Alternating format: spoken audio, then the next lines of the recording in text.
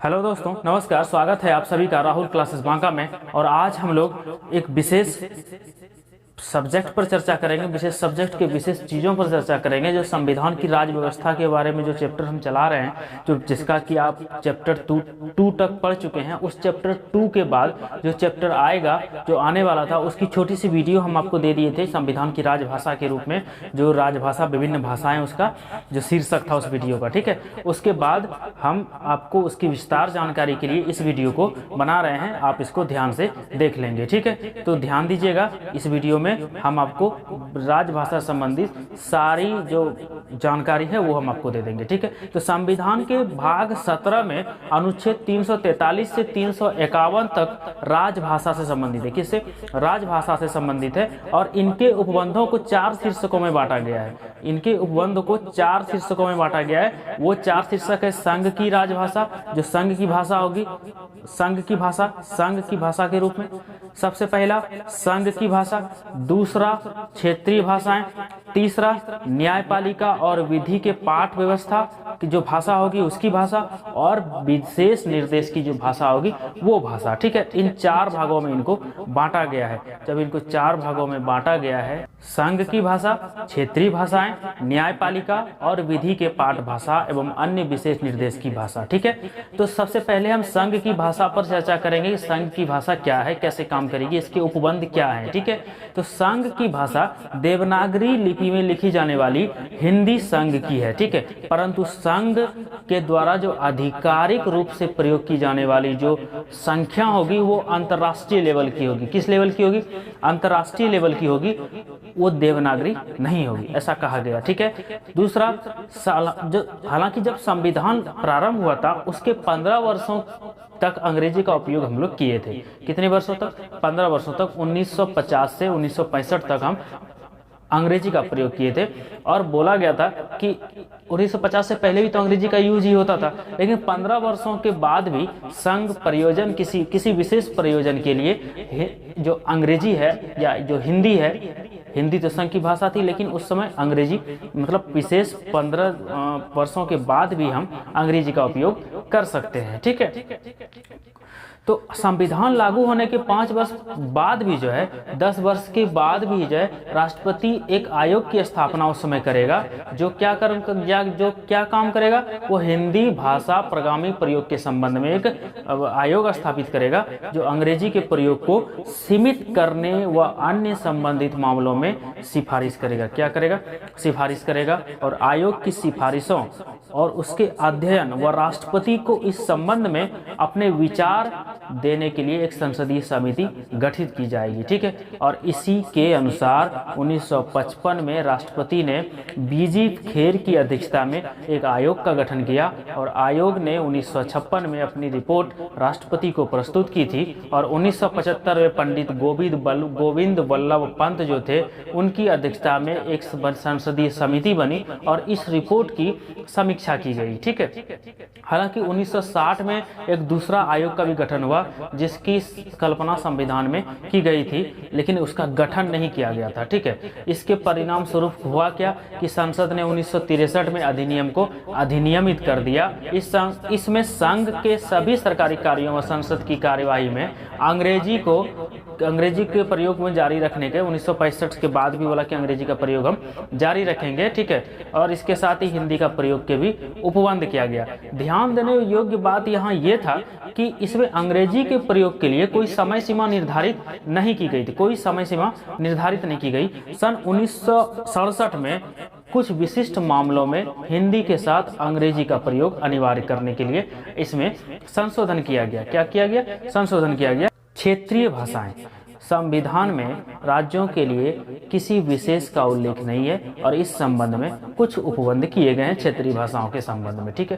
किसी भी राज्य को विधायिका उस राज्य के रूप में किसी एक या एक से अधिक भाषा अथवा हिंदी का चुनाव कर सकती है, जब तक यह न हो कि उस राज्य को आधिकारिक भाषा अंग्रेजी होगी, ठीक है। इस उपबंध के अंतर्गत अधिकांश राज्यों ने मुख्य क्षेत्रीय भाषा की अपनों के रूप में क्या किया? अपना लिया। क्या किया? अपना लिया, स्वीकार कर लिया, ठीक है। अगर एग्जाम्पल देखें तो आंध्र प्रदेश ने तेलुगु अपना लिया, केरल ने मलयालम अपना लिया, असम ने असमिया अपना लिया, पश्चिम बंगाल ने बंगाली अपना लिया, उड़ीसा ने उड़िया को अपना लिया।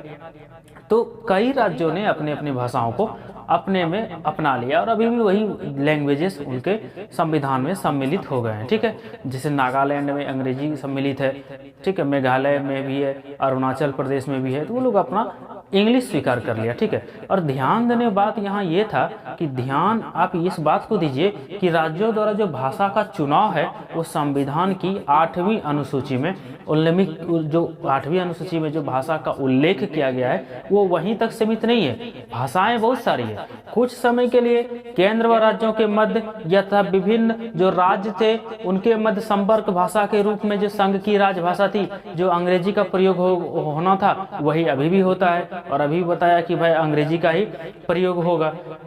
लेकिन 2 या 2 से अधिक राज्य परस्पर संवाद के लिए हिंदी का प्रयोग अंग्रेजी के स्थान पर कर सकता है, उसके लिए वो स्वतंत्र है। ठीक है, राजस्थान हो गया, उत्तर प्रदेश हो गया, मध्य प्रदेश हो गया, बिहार हो गया, इस तरह के राज्यों ने इस तरह का समझौता किया कि हम अंग्रेजी के बजाय हिंदी भी बोलेंगे। ठीक है, कोई दिक्कत नहीं है। अधिनियम जब आया था 1963 में, 1963 के अधिनियम के अनुसार गैर व संघ जो हिंदी भाषी थे वे राज्य जहाँ की हिंदी नहीं है वहाँ अंग्रेजी संपर्क भाषा होगी। कौन सी भाषा होगी? उस समय हम जो संपर्क करेंगे किसी दूसरे से वो होगी हमारी संपर्क भाषा अंग्रेजी। कौन सी?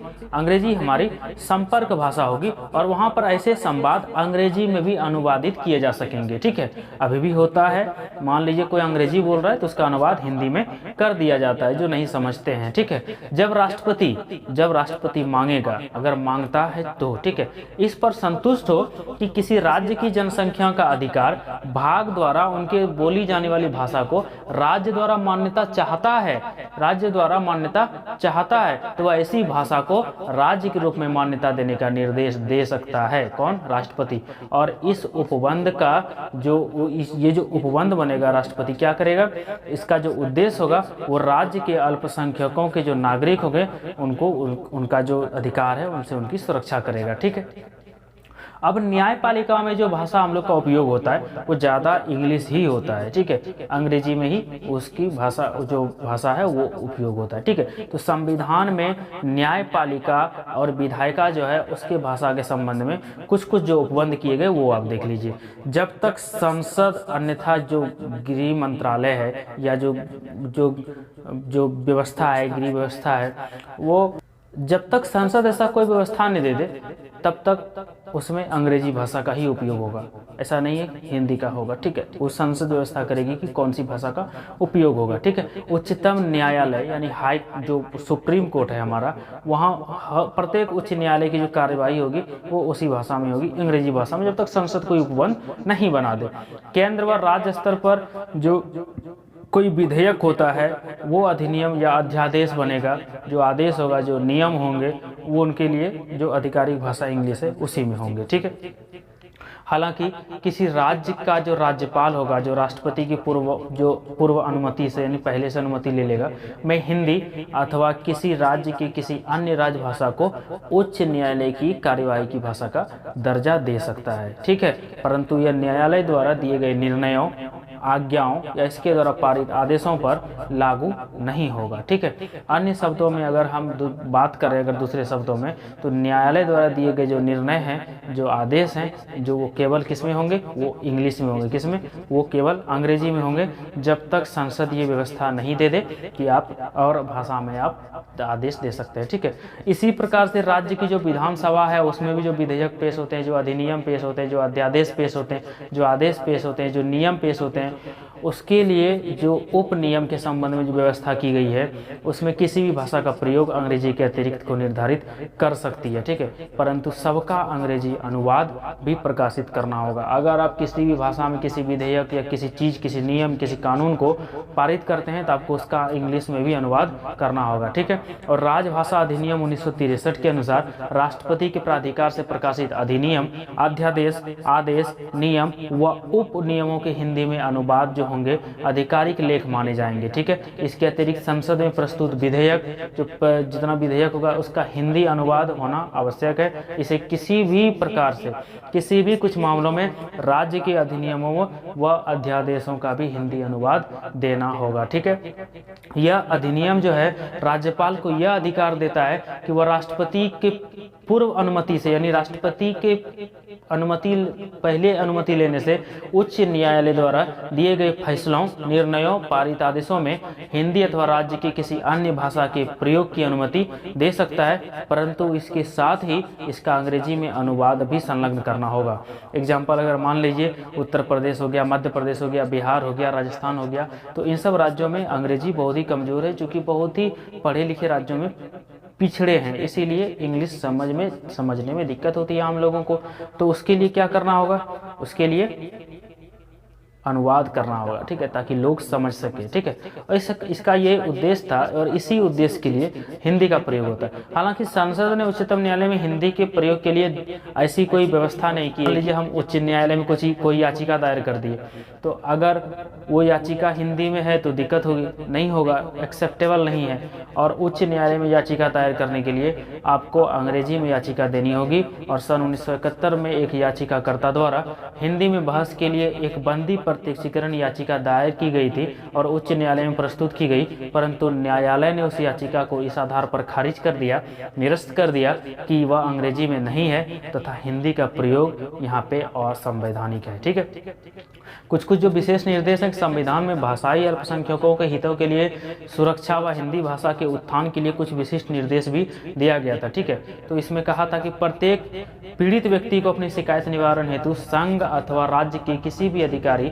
अथवा प्राधिकारी को संघ, राज्य अथवा संघ में जैसी भी स्थिति हो प्रयोग की जाने वाली किसी भी भाषा में अभ्यावेदन करने का अधिकार है। इसका सही अर्थ यह है कि किसी अभ्यावेदन को इस आधार पर स्वीकार नहीं किया जा सकता कि वह राजभाषा में नहीं है। ठीक है, ये अस्वीकार नहीं किया जा सकता। प्रत्येक राज्य अथवा स्थानीय प्राधिकरण को राज्य में भाषाई अल्पसंख्यक समूह के बच्चों को प्राथमिक स्तर पर उसकी मातृभाषा को शिक्षा हेतु उपयुक्त सुविधाएं उपलब्ध करानी चाहिए। ठीक है, राष्ट्रपति इस संबंध में भी आवश्यक निर्देश निकाल सकता है। और भाषाई अल्पसंख्यकों के लिए संविधान में दिए गए प्रावधानों से संबंधित मामलों की जांच कर लिए और उनकी रिपोर्ट के लिए राष्ट्रपति को एक विशेष अधिकारी की नियुक्ति करनी चाहिए। तो राष्ट्रपति को यह रिपोर्ट संसद में प्रस्तुत करनी चाहिए और संबंधित राज्य सरकारों को भेजनी चाहिए। ठीक है, और हिंदी भाषा के विकास के लिए केंद्र कुछ कर्तव्य निर्धारित करता है या भारत की विविध संस्कृति के बीच एक लोक भाषा बन सके, सरकार भी सोचती है। ठीक है, इसके अतिरिक्त केंद्र 8वीं अनुसूची में वर्णित हिंदुस्तानी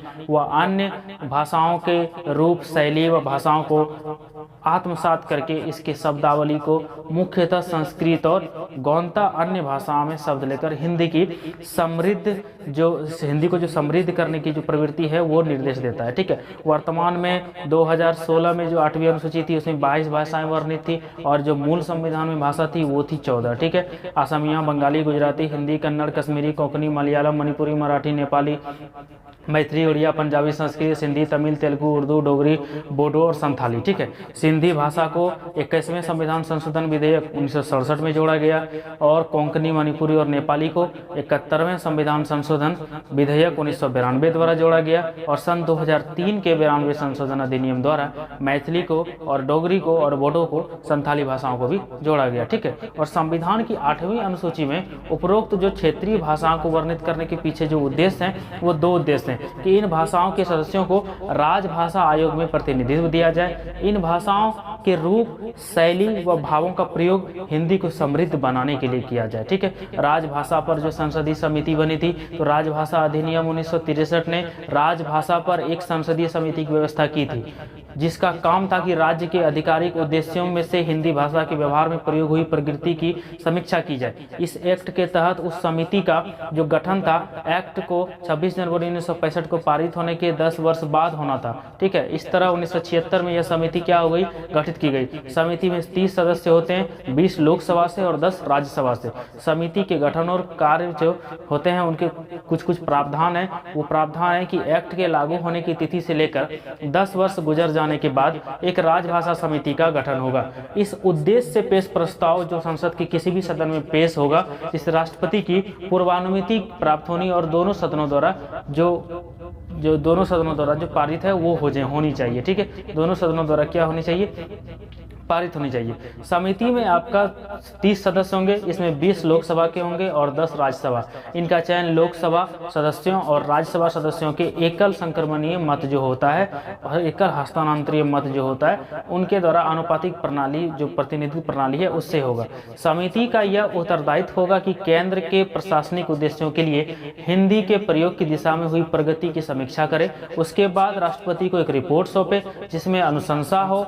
राष्ट्रपति इस रिपोर्ट को संसद के पटल पर जाकर के रखवाएंगे और सभी राज्य सरकारों को प्रेषित करेंगे। राष्ट्रपति रिपोर्ट पर विचार के उपरांत और राज्य सरकारों के विचारों को गौर करने के बाद जो पूरी रिपोर्ट होगी या उसके कुछ अंशों पर जो निर्देश है वो जारी कर सकते हैं। ठीक है, समिति के अध्यक्ष समिति के सदस्यों द्वारा चुने जाते हैं। परंपरा के अनुसार केंद्रीय गृह मंत्री समय समय पर समिति के अध्यक्ष चुने जाते हैं। समिति का काम है कि वो अपनी रिपोर्ट अपनी अनुशंसाओं सहित राष्ट्रपति को सौंप दे।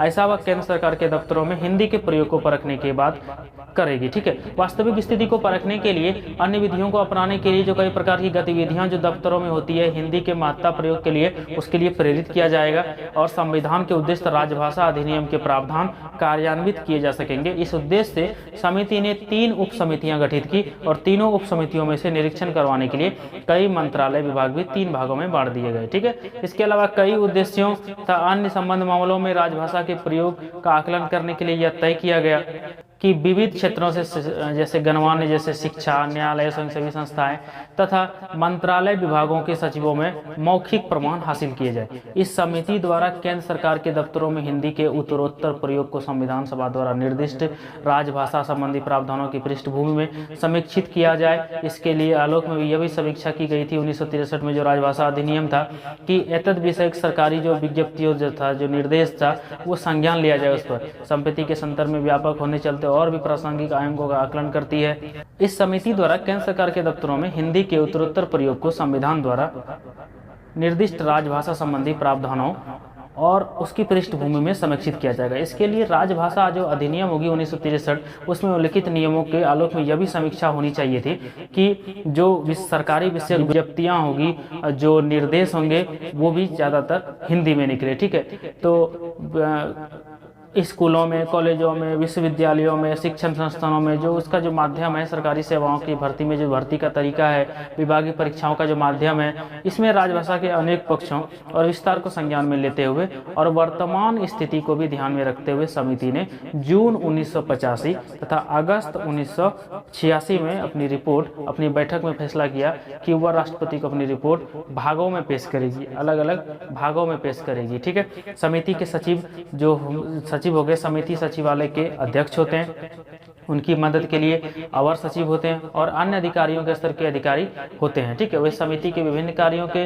निष्पादन में जो है संभव सहायता करते हैं। प्रशासनिक उद्देश्य के ये शाखा कार्यालय जो गृह मंत्रालय के लिए होते हैं, राजभाषा विभाग उसी के अधीन है। ठीक है, 2004 में भारत सरकार ने एक नए भाषा वर्ग शास्त्रीय भाषाओं को बनाने का फैसला किया। 2006 में इसने शास्त्रीय भाषाओं का जो दर्जा का जो मानदंड है वो तय किया गया। ठीक है, अब तक 2016 से 6 भाषाओं को शास्त्रीय भाषाओं का दर्जा मिल चुका है। कौन कौन है? वो है तमिल, संस्कृत, तेलुगु, कन्नड़, मलयालम, उड़िया, ये सब को मिल चुका है। ठीक है, तमिल को मिला है 2004 में, संस्कृत को 2005 में मिला है, तेलुगु को 2008 में, कन्नड़ भी 2008 में और मलयालम 2013 में और उड़िया 2014 में मिला है। ठीक है, तो ये सारे भाषाएं थी। एक बार यदि कोई भाषा शास्त्रीय घोषित हो गई तो उसे एक उत्कृष्टता केंद्र स्थापित करने के लिए वित्तीय सहायता मिल जाती है और जहां उस भाषा में पढ़ाई होती है और उसके अलावे गणमान्य विद्वानों को 2 बड़े पुरस्कार दिए जाने का एक रास्ता तैयार हो जाता है। ठीक है, इसके अलावा विश्वविद्यालय अनुदान आयोग से अनुरोध किया जाता है कि वह कम से कम शुरुआत में केंद्रीय विश्वविद्यालयों में शास्त्रीय भाषाओं के लिए एक निश्चित संख्या में पेशेवर पीठ स्थापित करे जिस पर उक्त भाषा के गणमान्य विद्वान स्थापित हों। ठीक है, किसी भाषा को शास्त्रीय घोषित करने का आधार है 1500 से 2000 वर्ष पुराने इसके प्रारंभिक ग्रंथों में दर्ज प्रतिशत की पौराणिकता को प्राचीन साहित्य ग्रंथ राशि जिसे वक्ताओं की पीढ़ी दर पीढ़ी बेशकीमती माने तथा साहित्यिक परंपरा हो जो कि मौलिक हो और तथा दूसरे भाषाभाषी समुदाय से उधार न ली गई हो, जो कि शास्त्रीय भाषा और जो साहित्य है आज से भिन्न है।